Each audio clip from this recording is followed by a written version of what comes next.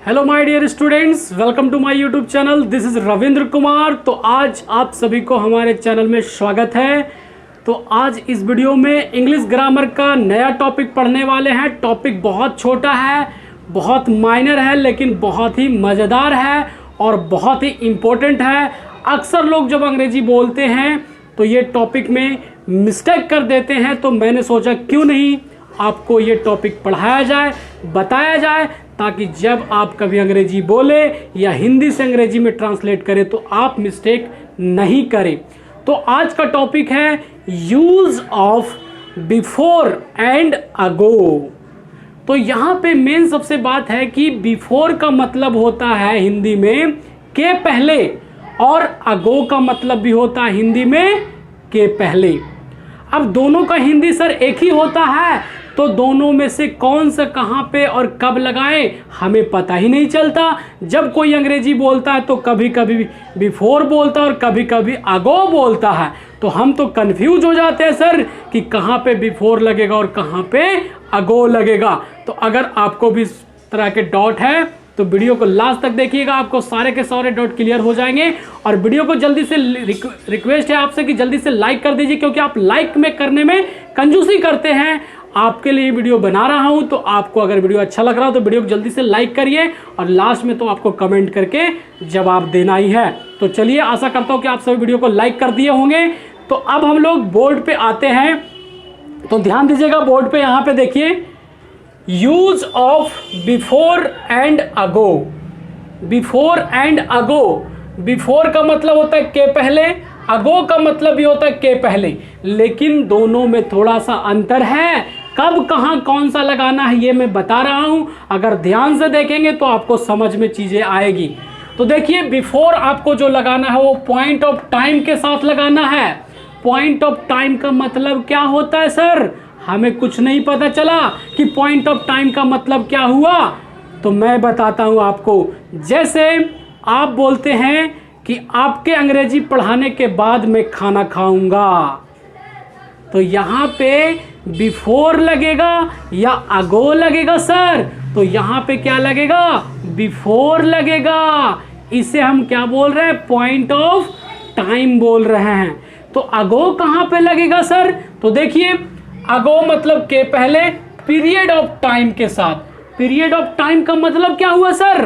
Period of time का मतलब interval. जैसे मैं बोलता हूं कि 4 साल पहले हम लोग अंग्रेजी सीखते थे, तो 4 साल पहले और अभी से इंटरवल हुआ ना, पीरियड ऑफ टाइम हुआ ना, तो इसके बीच में आपको क्या लगाना है? अगो लगाना है। जैसे आप बोलते हैं कि मैं 10 दिन पहले खाना पका रहा था, तो 10 दिन पहले और आज के बीच का क्या हुआ?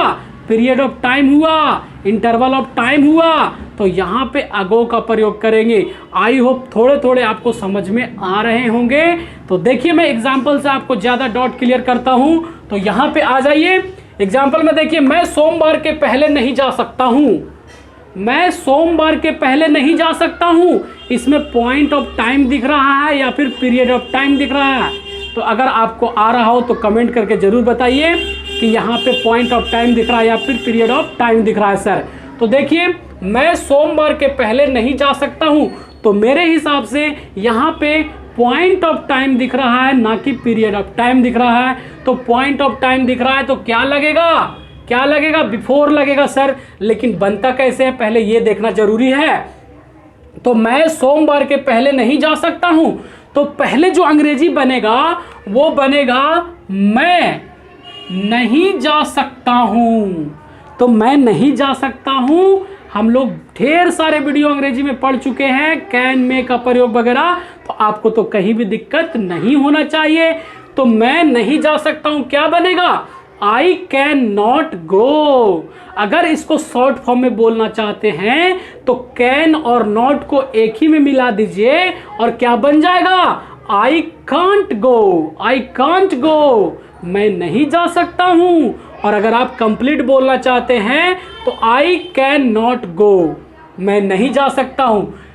सोमवार के पहले, तो सोमवार के पहले, के पहले का अंग्रेजी क्या होता है? बिफोर होता है सर।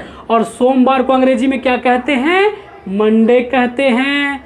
आई होप आपको समझ में आ गया होगा। सेंटेंस कंप्लीट हो गया। I can not go before Monday, मैं सोमवार के पहले नहीं जा सकता हूं। अब देखिए सेकंड नंबर एग्जांपल, 2 साल पहले मैं भोपाल में रहता था। अगर मैं ऐसा बोलता हूं 2 साल पहले मैं भोपाल में रहता था, या फिर 2 साल पहले आप दिल्ली में रहते थे, 2 साल पहले आप अंग्रेजी की पढ़ाई करते थे, तो यहाँ पे देख रहे हैं इंटरवल ऑफ टाइम यानी पीरियड ऑफ टाइम दिख रहा है, तो यहाँ पे बिफोर नहीं लगेगा, क्या लगेगा, अगो लगेगा। तो यहाँ पे देखिए 2 साल पहले मैं भोपाल में रहता था, तो पहले जो बनेगा वो बनेगा मैं भोपाल में रहता था। तो मैं भोपाल में रहता था, यदि आप टेंस पढ़े हैं स्टूडेंट तो आप बताइए कि मैं भोपाल में रहता था ये कौन सा टेंस का सेंटेंस है। तो मैं आपको बताता हूं सिंपल पास्ट टेंस यानी पास्ट इंडेफिनिट का टेंस है। तो मैं भोपाल में रहता था क्या बनेगा, आई लिव्ड इन भोपाल। उसके बाद 2 साल पहले, तो पहले का अंग्रेजी क्या होगा, अगो, और 2 साल पहले को अंग्रेजी में 2 ईयर्स कंप्लीट हो गया। I lived in Bhopal ago 2 years, मैं 2 साल पहले भोपाल में रहता था, बन चुका। आई होप समझ में आ रहा होगा। थर्ड नंबर एग्जांपल देखिए, जागने के पहले उसने मुझे फोन किया। जागने के पहले उसने मुझे फोन किया, मतलब मुझे जागने के पहले उसने फोन किया। हिंदी में ये मतलब मेरा निकल रहा है कि मुझे जागने के पहले उसने फोन किया।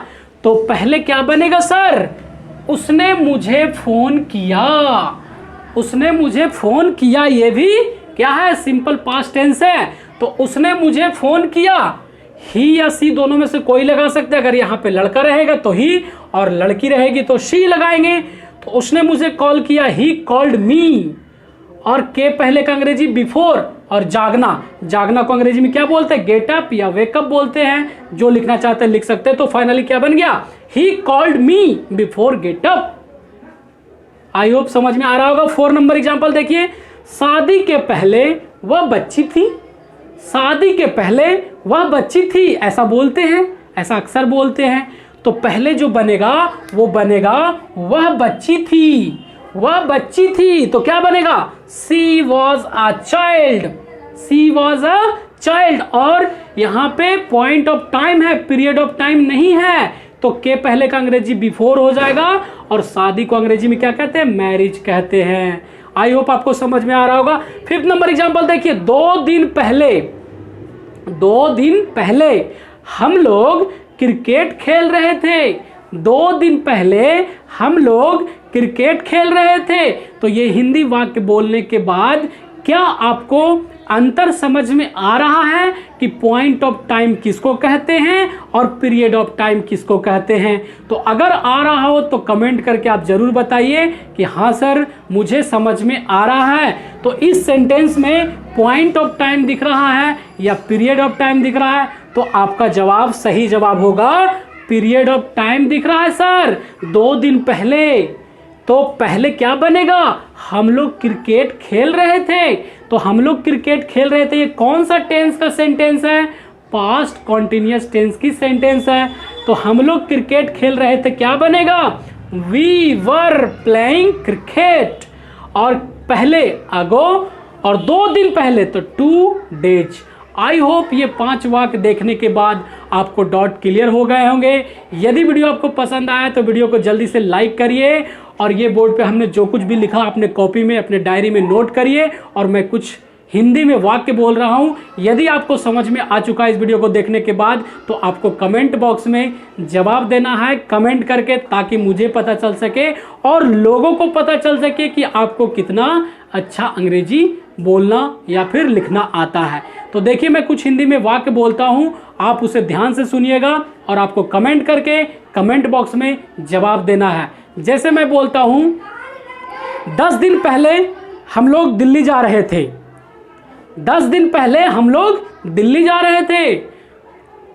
4 महीना पहले हम लोग क्रिकेट खेलते थे। तुम्हारे आने के बाद मैं खाना खाऊंगा, उसके जाने के बाद मैं पैसा तुम्हें दूंगा। वे लोग को आने के बाद हम लोग अंग्रेजी की पढ़ाई करेंगे। तो हमने 4-5 हिंदी में वाक्य बोले हैं। अगर आपको इस वीडियो को देखने के बाद सारे डॉट क्लियर है, आपको समझ में आ चुका है कि बिफोर कहाँ पे लगता है और अगो कहाँ पे लगता है, तो आप कमेंट करके अपना कॉन्फिडेंस कमेंट बॉक्स में दिखाइए, तो मुझे पता चल सके और लोगों को भी पता चल सके कि आपको कितना अंग्रेजी आता है। तो चलिए फिर मिलते हैं नए वीडियो के साथ स्टूडेंट।